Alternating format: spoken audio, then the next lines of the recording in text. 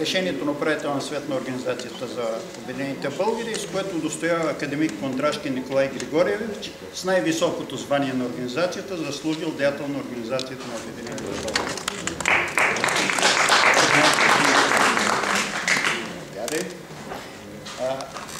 Это дает право товарища Кондрашкина автоматично станет член Совета старейшины, председател Димитър Бойчинов, председател на изпълнителния съвет и правителство Организация Обединени българи. Готов служить болгарскому народу до конца своей жизни.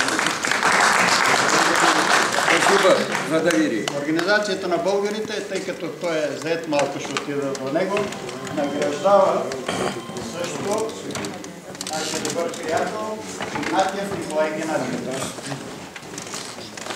Нет, выходи, пусть камера работает. Сюда.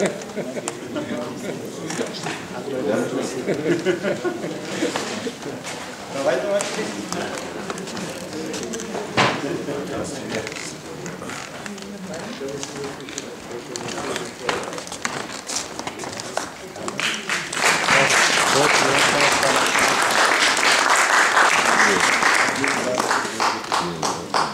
Николай II.